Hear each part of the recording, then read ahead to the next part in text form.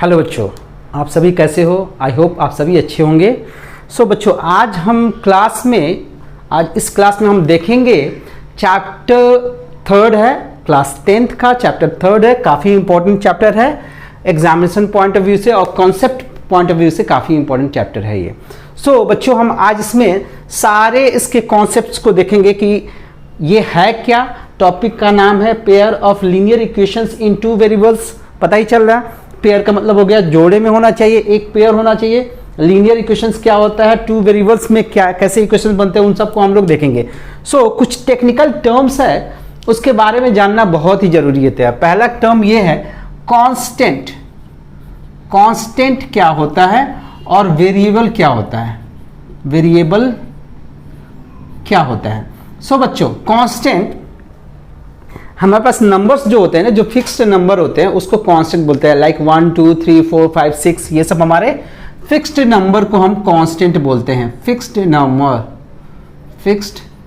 Number like 1 2 3 4 ये सब सारे हमारे कांस्टेंट बोले जाते हैं। वेरिएबल्स क्या होता है? वेरिएबल्स का मतलब होता है जो अपने वैल्यू को वेरी करे, हमेशा उसकी वैल्यू चेंज होती रहती है। लाइक सपोज करो कि कोई एक इक्वेशन हमने सॉल्व किया, उसमें x की वैल्यू कुछ आ गई, 4 आ गई, नेक्स्ट इक्वेशन में उसकी वैल्यू चेंज हो जाएगी, तो उसको हम बोलेंगे वेरिएबल। तो बेसिकली वेरिएबल क्या होता है? Value does not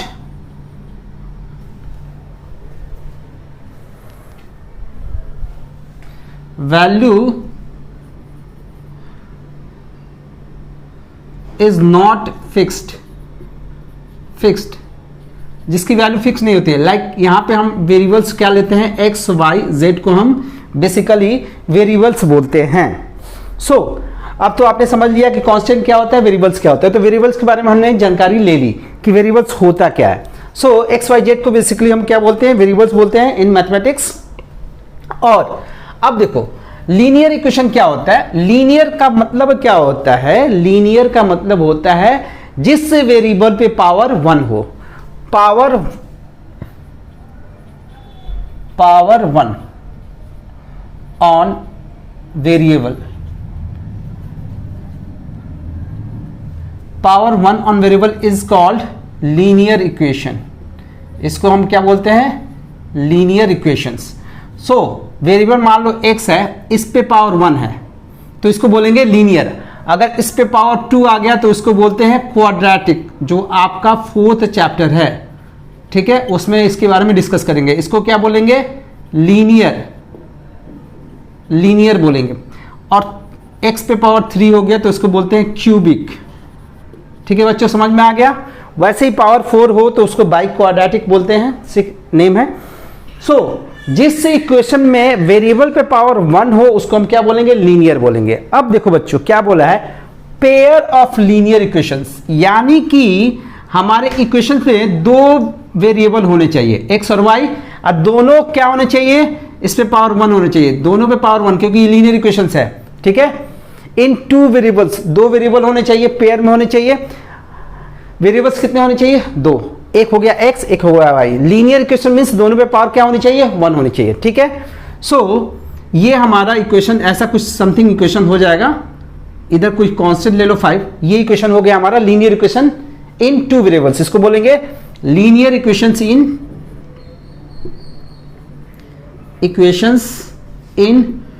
2 variable. समझ में आ गया बच्चों? सो बात कर रहा है पेयर, यानी कि ऐसे ऐसे 2 इक्वेशंस होंगे। पेयर का मतलब क्या हो गया? पेयर का मतलब हो गया 2 इक्वेशंस होंगे। एक मान लेते हैं ऐसा है x plus y equal to 5, तो दूसरा ले लेते हैं 3x plus 5y equal to 2। इस पेयर में होगा, ये पेयर बोलेंगे क्योंकि दोनों पे देखो, दोनों लीनियर इक्वेशन है, इसमें वेरिएबल कितने हैं? 1 2 वेरिएबल्स है, पावर दोनों की 1 हो रही है, तो लीनियर इक्वेशंस हो गया इन 2 वेरिएबल्स। और सिंस ये पेयर में है इसलिए बोलेंगे pair of linear equations in 2 variables. तो बच्चों अब ध्यान से देखो, लीनियर इक्वेशंस इन 2 वेरिएबल्स का फॉर्मेट क्या होता है? लीनियर इक्वेशंस इन 2 वेरिएबल। ये क्या होता है। सो मैंने इस अभी तक की क्लास में मैंने सारे टेक्निकल टर्म बता दिए, क्या क्या है टेक्निकल टर्म में। पेयर का मतलब क्या हो गया, यहाँ पे लीनियर इक्वेशन क्या होता है, टू वेरिएबल्स क्या होते हैं, कांस्टेंट क्या होते हैं, इन सारी चीज़ों को बता दिया। अब मेन टॉपिक स्टार्ट करते हैं। Linear equation in two variables क्या होता है। बेसिकली हमने टेक्निकल टर्म सारे देख लिए थे, अब हमें देखना है linear equation in two variable क्या होता है। सो हम इसके फॉर्मेट को पहचानने की कोशिश करते हैं, उसको बोलते हैं जनरल फॉर्म। जनरल फॉर्म क्या होता है linear equation in two variable. इसका जनरल फॉर्म होता है ax plus by plus c equals to 0। ये equation of linear equation in two variables है, ठीक है। ये एक हो गया, ये एक इक्वेशन हो गई, फर्स्ट इक्वेशन। बट हमें बात करनी है पेयर, दो पेयर बनाने हैं ना, पेयर का मतलब है जोड़ा बनाना है। तो पेयर में हम अगर हमें लेना हो तो हम क्या लेंगे, फर्स्ट इक्वेशन लेंगे a1x plus b1y plus c1 equals to 0। पहला इक्वेशन ये होगा। दूसरा इक्वेशन लेंगे a2x b2y plus c2 equals to 0। इसको बोलते हैं हम जनरल फॉर्म। ये जो फॉर्म होता है ना, इसको बोला जाता है जनरल फॉर्म। इसमें देखो x और y क्या होता है, x y होता है वेरिएबल, हमने ऊपर देख ही लिया था। और a b c ये जो होता है, ये होता है कांस्टेंट, मींस नंबर होगा 2 3 4 5। जब क्वेश्चन सॉल्व करोगे तो देखना यहाँ पे x का जो कोएफिशिएंट होगा, y का कोएफिशिएंट होगा, वो हमेशा कुछ नंबर होगा, चाहे 1 हो सकता है, -1 हो सकता है, या नेगेटिव या पॉजिटिव कुछ भी हो सकता है। और c ऑल्सो अ नंबर। सो ये हो गया हमारा पेयर, ये दोनों हमारा क्या हो गया, पेयर में हो गया, ठीक है। सो अब हमें बेसिकली इसी के बारे में पढ़ना है, क्योंकि ये बात कर रहा है पेयर ऑफ लीनियर इक्वेशंस। तो हमें दो इक्वेशंस के बारे में पढ़ना है, pair of linear equation in two variables. तो आपको पता होना चाहिए कि pair of linear equation in two variable क्या होगा, a1x plus b1y plus c1 equals to 0, a2x plus b2y plus c2 equals to 0। ठीक है बच्चों। सो आगे देखते हैं कि general form of linear equation in two variables क्या होता है। ये होता है ax plus by plus c equals to 0। So ये होता क्या है, बेसिकली हमें जानना है। जब याद रखना बच्चों, जब भी x पे पावर 1 हो और y पे पावर 1 हो, दोनों वेरिएबल पावर 1 हो, तो इसका ग्राफ बनता है स्ट्रेट लाइन। अगर इसका ग्राफ बनाओगे ना तो ये ग्राफ बनेगा स्ट्रेट लाइन, इसका ग्राफ बनेगा स्ट्रेट लाइन, ठीक है। अब हमें पेयर ऑफ लीनियर इक्वेशन की बात करनी है, pair of linear equations. So पहला इक्वेशन हम लेंगे a1x plus b1y plus c1 equals to 0। Second equation a2x plus b2y plus c2 equals to 0। So ये फर्स्ट इक्वेशन होगा और इसको बोलेंगे हम सेकेंड इक्वेशन। अब बच्चों देखो, ग्राफिकली अगर देखें तो दोनों का ग्राफ कैसे हो सकता है। ये सिंस ये भी स्ट्रेट लाइन है, ये भी स्ट्रेट लाइन है, तो तीन केसेस बन सकते हैं। या तो लाइन, दोनों लाइन ऐसे हो, ठीक है, यानी कि दोनों लाइन एक दूसरे को कितने पॉइंट पे कट करेंगे, 1 पॉइंट पे कट करेंगे। 1 पॉइंट पे कट कर रहे हैं, कट एट ए 1 पॉइंट, कट एट 1 पॉइंट। या फिर सेकंड केस ये हो सकता है कि दोनों लाइन ऐसे हो, यानी एक दूसरे को कट ही नहीं करे। तीसरा केस क्या हो सकता है, दोनों लाइन एक दूसरे के ऊपर हो, एक लाइन ये है और दूसरी लाइन ये है, यानी कि एक दूसरे के ऊपर हो, तो ये होता है इंटरसेक्टिंग लाइन। इसको क्या बोलते हैं, इंटरसेक्टिंग लाइन, इंटरसेक्टिंग लाइंस। जब भी दो लाइन एक दूसरे को एक पॉइंट पे कट करते हैं तो उसको बोलते हैं यूनिक सॉल्यूशन। इसमें एक सॉल्यूशन मिलेगा जिसको हम क्या बोलेंगे, यूनिक सॉल्यूशंस, ठीक है।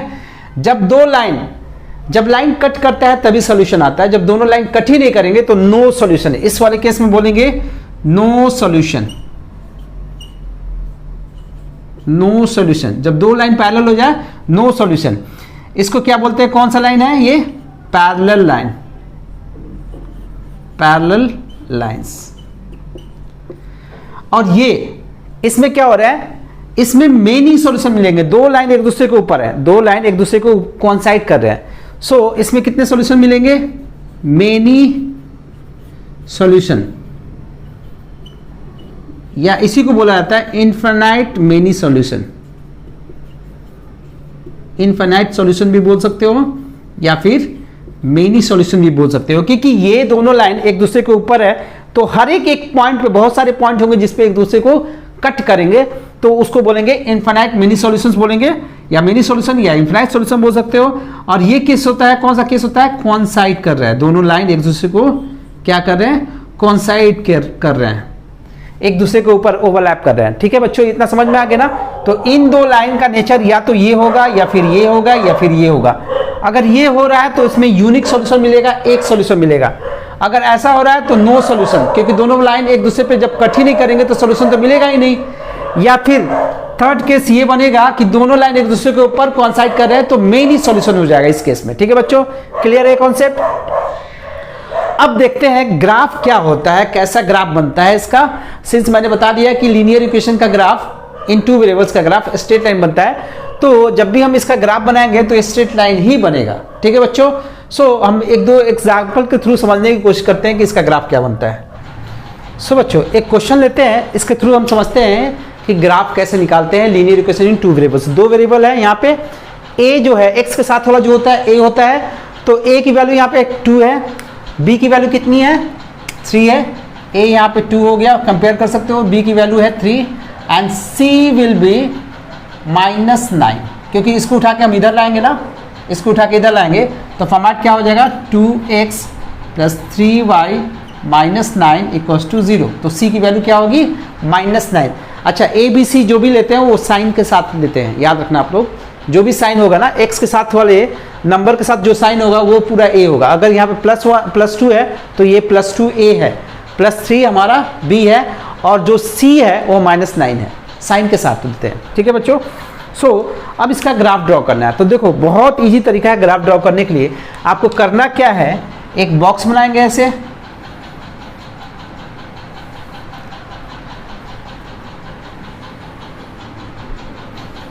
यहाँ पे लिखेंगे x, यहाँ पे लिखेंगे y। अब देखो बच्चों एक बात बताता हूँ, एक लाइन को का ग्राफ ड्रॉ करने के लिए, एक लाइन की ग्राफ ड्रॉ करने के लिए हमें 2 पॉइंट की ज़रूरत होती है।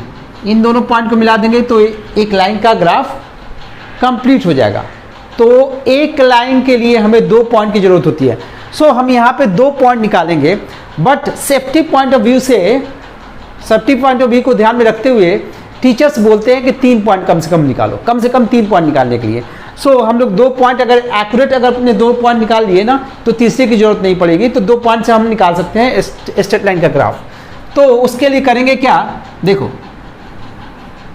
पहले x की वैल्यू 0 रखेंगे, x की वैल्यू 0 रखा तो y की वैल्यू निकाल लेते हैं। यहाँ पे 0 रखते हैं, जरा इसमें रखो, ये हमारा इक्वेशन था ना, इस 9 को इधर ले गए, प्लस का 9 हो गया। अब x 0 रखा तुमने यहाँ पे 0, तो ये हो गया 3y = 9, ये पूरा 0 हो गया ना, 0 से किसी नंबर को मल्टीप्लाई करते हैं 0 होता है। सो 3y = 9 लिख सकते हैं। अब ये 3 इससे कैंसिल आउट हो जाएगा, तो y की वैल्यू कितनी आ गई 3, तो यहाँ पे आया y3। अब क्या करेंगे, एक बार y0 कर लेंगे, एक बार आपको करना है x0, एक बार करना है y0। अब y0 जब करोगे तो देखो बच्चों क्या हो रहा है, y अगर हमने 0 किया तो इस इक्वेशन में y की जगह पे हमने 0 डाल दिया, 3 × 0 = 9। तो 2x ये तो 0 से मल्टीप्लाई होकर 0 हो जाएगा, = 9, 2x = 9 हो गया, x की वैल्यू हो जाएगी 9/2 जो कि होता है 4.5। सो यहाँ पे हमें मिला x की वैल्यू 4.5। अब ग्राफ प्लॉट करना है। ग्राफ प्लॉट कैसे करेंगे, ध्यान से देखो, ये हमारा एक्सिस है, x एक्सिस, y एक्सिस, इसको y डैश बोलते हो, इस साइड वाले को, लेफ्ट वाले साइड को x डैश बोलते हैं। ये तो पता ही होगा, आपको 9th में किया होगा। सो अब देखो ध्यान से कि x पे मैक्सिमम वैल्यू कितनी है 4.5, तो हमें 4.5 तक जाना है। ये 1 सेंटीमीटर ले लिया, 2, 3, 4, 5, ये 1 हो गया, 2, 3, 4, 5, 4.5 यहाँ पे होगा, somewhere this point will be the 4.5। And y पे कहाँ कितना जाना है, 3 जाना है। ये हो गया 1 2 3, 1 2 3, ये हुआ। अब देखो बच्चों कैसे पॉइंट लेंगे, x0 y3, x0 कहाँ पे होता है, यहाँ पे 0 होता है, x0 यहाँ पे होता है, y पे जाना है 3, x0 हो गया और y3 हो गया, ये पॉइंट हो गया। ठीक है, 9th में आपने सीखा है कैसे पॉइंट निकालना है। फिर x पे जाना है 4.5 और y 0 होना चाहिए, x पे 4.5 ये हो गया, और x एक्सिस पे y कोऑर्डिनेट 0 होता है। आपको पता है y एक्सिस पे x कोऑर्डिनेट 0 होता है और x एक्सिस पे y कोऑर्डिनेट 0 होता है। तो जिस हिसाब से मैं बता रहा हूं ना, अगर एक बार x 0 किया एक बार y 0 किया तो यही 2 पॉइंट, ऐसे ही 2 पॉइंट बनेंगे, या तो एक x एक्सिस पे बनेगा या फिर एक y एक्सिस पे बनेगा। तो 2 पॉइंट एक्यूरेट पता चल गए। अब इन दोनों पॉइंट को मिला देते हैं, ये हमारा स्ट्रेट लाइन बन गया, ये स्ट्रेट लाइन बन गया। ठीक है बच्चों, सो इसका ग्राफ, इस इक्वेशन की ग्राफ ये होगी। ये यहाँ पे लिख देना, नाम क्या है इक्वेशन जो क्वेश्चन में लिखा हुआ था, 2x + 3y = 9, ये हो गया ग्राफ। ठीक है बच्चों, समझ में आया। एक और क्वेश्चन देखें, एक और क्वेश्चन देखते हैं, काफ़ी इजी होगा। इक्वेशन चेंज करते हैं, सिर्फ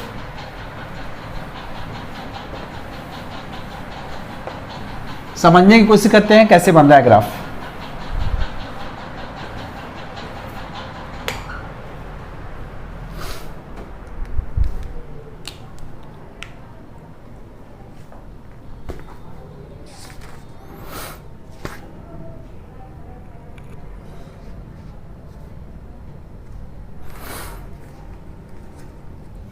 एक इक्वेशन ले लेते हैं,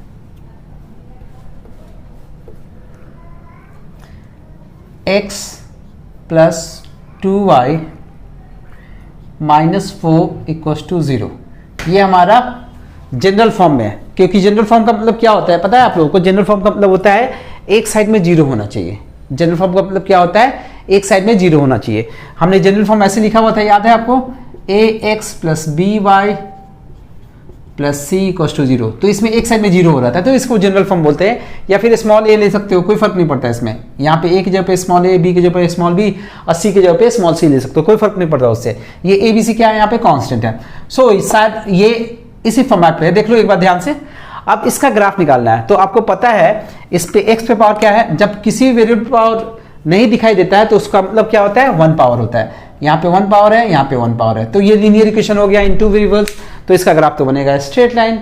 अब उसको बनाते हैं, कैसे बनाएंगे? एक बॉक्स बनाएंगे,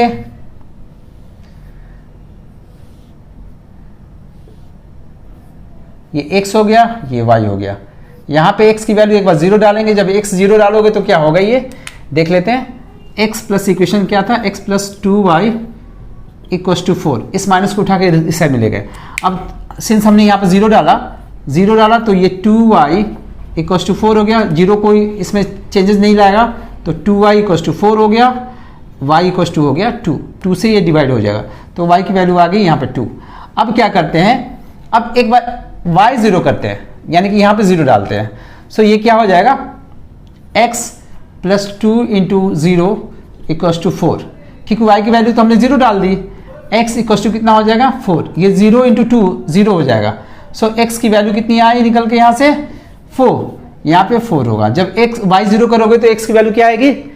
4। अब क्या करेंगे? अब बनाएंगे हम एक्सिस। ये होता है x डैश y डैश। अब देखो बच्चों, x की मैक्सिमम वैल्यू कितनी है? 4 है। इस लाइन को देखो, इस लाइन को ध्यान से, मैक्सिमम वैल्यू कितनी है? 4 है। तो 4 तक हम जाएंगे, 1 2 3 4। अब y की वैल्यू मैक्सिमम वैल्यू कितनी है? 2 है, तो y पे हम 2 जाएंगे, 1 2 1 2। ठीक है, इतना क्लियर? ये तो आप लोगों ने प्लॉट करना सीख लिया होगा कि कैसे ये पॉइंट को प्लॉट करते हैं इन क्लास 9। सो उससे आगे हमें प्रोसीड करना है। अब देखो, जब ऐसे मैक्सिमम वैल्यू और मिनिमम वैल्यू हमने देख ली, मैक्सिमम कितनी होगी वो देख ली, ऐसे देखते हैं हॉरिजॉन्टल लाइन से। अब क्या करना है? वर्टिकल लाइन को देखना है। इसको x0 y2 कहाँ होता है? x0 यहाँ पे होता है और y2 यहाँ पे होता है, तो ये वाला पॉइंट होगा 0,2। 0,2 ये होता है, 0,2 2 पॉइंट ये होता है। अब क्या करना है, सेकंड वाले पॉइंट को देखो, सेकंड वाला 4,0, x पे 4 जाना है, x पे जाना है 4, y पे 0, x4 यहाँ पे है, अब y यहाँ पे 0 होता है, तो ये पॉइंट होता है 4,0, ये पॉइंट होता है 4,0, x4 y0, क्योंकि x एक्सिस पे y क्या होती है, 0 होती है। अब इन दोनों पॉइंट को मिला देंगे तो स्ट्रेट लाइन बन जाएगा हमारा, इस लाइन का ग्राफ मिल जाएगा। ठीक है, ये लाइन का ग्राफ हो गया। ये लाइन कौन सा था, x plus 2y minus 4 equals to 0। Clear है बच्चों, कैसे बन रहा है ग्राफ, समझ में आ रहा है ना। आप लोग इस ग्राफ की प्रैक्टिस करें, अच्छे समझने की कोशिश करें। सिर्फ हमने 2 पॉइंट लिया है, आप चाहते हो तो तीसरे पॉइंट भी ले सकते हो चेक करने के लिए कि ये दोनों पॉइंट सही है कि नहीं। थर्ड पॉइंट की जरूरत नहीं पड़ती है, अगर आप लेते हो तो गलत नहीं होगा, वो थर्ड पॉइंट इसी पे आना चाहिए। ठीक है, कुछ और वैल्यू लोगे तो ये पॉइंट, थर्ड पॉइंट जो होगा ना, वो इसी लाइन पे कहीं ना कहीं होगा। ठीक है, बट अगर हम एक्सिस का पॉइंट लेते हैं, इसको बोलते हैं एक्सिस, ये वाला एक्स एक्सिस होता है, ये वाई एक्सिस होता है। अगर हम एक्सिस का कोई पॉइंट लेते हैं, लाइक यहाँ पे एक पॉइंट ये लिया था, एक पॉइंट ये लिया था, तो ग्राफ एक्यूरेट बनता है। ग्राफ क्या बनता है, एक्यूरेट बनता है। इसलिए एक्सिस का पॉइंट लेने के लिए हमने x 0 किया था और एक बार y 0 किया था, क्योंकि x एक्सिस पे y 0 होता है, x एक्सिस पे y 0 होता है, तो हमने y को 0 कर दिया। और y एक्सिस पे क्या 0 होता है, x 0 होता है, x 0 होता है, इसलिए x को हमने 0 लिया था, क्योंकि पॉइंट हमें किस पे निकालना था, पॉइंट हमें निकालना था ऑन द एक्सिस। अगर एक्सिस का पॉइंट लेंगे तो ग्राफ एक्यूरेट मिलेगा, इसलिए हमने ये सब किया था। ठीक है, ठीक है। कंपैरिजन ऑफ रेशियोज, मान लो हमारे पास 2 इक्वेशंस हैं, a1x b1y plus c1 equals to 0। First equation ये हो गया हमारा। सेकेंड इक्वेशन है a2x b2y plus c2 equals to 0, ये सेकेंड इक्वेशन हो गया। अब क्या करेंगे, हम इनके कोएफिशिएंट x y के कोएफिशिएंट का रेशियो के थ्रू हम जानने की कोशिश करेंगे कि इन दोनों का सॉल्यूशन कैसा होगा। क्या दोनों एक पॉइंट पे कट करेंगे, क्या मेनी पॉइंट पे कट करेंगे, या फिर दोनों एक दूसरे को कट ही नहीं करेंगे। सो उसके लिए हम क्या करते हैं, देखो कंपेयर करते हैं रेशियो को, कंपेयर करेंगे, कंपेयर द रेशियो। रेशियो किसका, एक्स वाई के कोएफिशिएंट का। सो यहां पे x का कोएफिशिएंट क्या है, a1, और यहां पे सेकंड इक्वेशन का x का कोएफिशिएंट a2। इन दोनों का रेशियो लेंगे, a1 बाई a2 लेंगे और b1 बाई b2 निकालेंगे, b1 बाई b2। अगर दोनों इक्वल नहीं हो रहा है, अगर दोनों इक्वल नहीं हो रहा है, सो उस केस में ये दोनों लाइन एक दूसरे को एक पॉइंट पे कट करेंगे। ये कौन सा लाइन बनेगा, इंटरसेक्टिंग लाइन, इंटरसेक्टिंग लाइंस। ठीक है बच्चों, इतना समझ में आया। अगर दोनों x का रेशियो, दोनों इक्वेशन के x का रेशियो और दोनों इक्वेशन के y का रेशियो दोनों इक्वल नहीं हो रहा है, तो ये दोनों लाइन कैसे बनेंगे, इंटरसेक्टिंग लाइन बनेंगे। एक पॉइंट पे कट करेंगे तो इसमें इसको बनेंगे इंटरसेक्टिंग लाइन। और सॉल्यूशन कितने हो गए, यूनिक सॉल्यूशन, यानी कि एक सॉल्यूशन होगा। यूनिक का मतलब होता है एक, वन सॉल्यूशन भी बोल सकते हैं इसको। ठीक है बच्चों, सेकेंड केस, अगर a1 बाई a2 निकाला हमने, x के कोफिशिएंट का ratio equal to b1 by b2 हो गया और equal to c1 by c2, तो ये होगा क्वांसाइड का केस। एक के ऊपर एक लाइन होंगे, एक के ऊपर एक लाइन होंगे, इसको बोलेंगे क्वांसाइड। कोइंसाइड करेंगे तो इसमें कितने सॉल्यूशन होंगे, एक लाइन दूसरे को, एक के ऊपर है एक, तो ये मेनी पॉइंट पे कट करेंगे, एक दूसरे को मेनी पॉइंट पे कट करेंगे, तो इसमें कितने होंगे, infinite many solution, infinite many solutions. ठीक है बच्चों, क्लियर है। अब देखो थर्ड केस क्या होता है। Third case, a1 by a2 equals to b1 by b2 is not equals to c1 by c2 हो रहा है। तो ये केस हो जाएगा दो पैरेलल लाइन का केस हो जाएगा, दोनों पैरेलल लाइन। तो क्या ये दोनों लाइन एक दूसरे को कट कर रहे हैं, ये एक भी पॉइंट पे कट नहीं कर रहे हैं तो इनमें नो सॉल्यूशन। जब दो लाइन एक दूसरे को कट करता है तो सॉल्यूशन मिलता है, जब दोनों लाइन एक दूसरे को कट ही नहीं करेंगे तो नो सॉल्यूशंस। ठीक है, ये पैरेलल लाइन का केस हो गया। इसमें होता है नो सॉल्यूशन, नो सॉल्यूशन। ठीक है बच्चों, इतना क्लियर है? बच्चों यहां पे मैं कुछ ऐड करना चाहता हूं, एक कॉन्सेप्ट और ऐड करना चाहता हूं, कंसिस्टेंट इनकंसिस्टेंट। ये टॉपिक है कंसिस्टेंट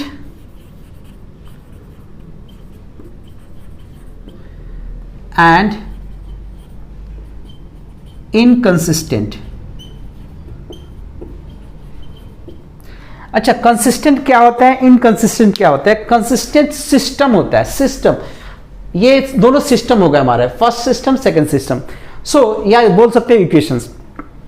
तो इक्वेशंस कंसिस्टेंट कब होते हैं?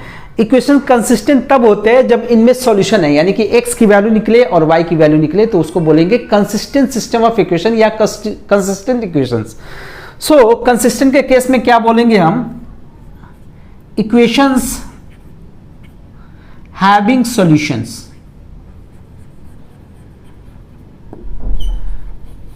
जब इक्वेशन को सॉल्यूशंस होगा तो उसको क्या बोलेंगे? कंसिस्टेंट। इसका मतलब हो गया equations having no solutions, equations having no solutions.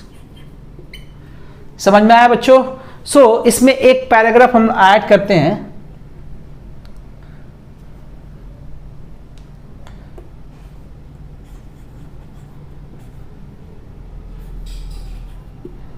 इसमें एक पैराग्राफ ऐड करते हैं, एक पैरा ऐड करते हैं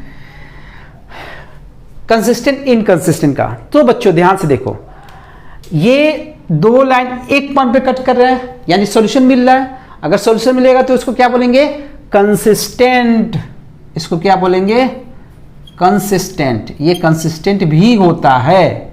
ठीक है, सिंस यहां पे कितने एक दूसरे को कोइंसाइड कर रहे हैं तो कितने सॉल्यूशंस है? मेनी सॉल्यूशंस है। ये भी कंसिस्टेंट का केस हो गया। जब सॉल्यूशन मिलता है तो उसको हम क्या बोलते हैं? कंसिस्टेंट। तो ये कंसिस्टेंट हो गया। जब सॉल्यूशन मिलेगा ही नहीं तो वो कौन सा केस होता है? इनकंसिस्टेंट। इसको बोलेंगे इनकंसिस्टेंट। सो बच्चों ये काफी अच्छा कॉन्सेप्ट है और इस पे क्वेश्चंस बनते हैं।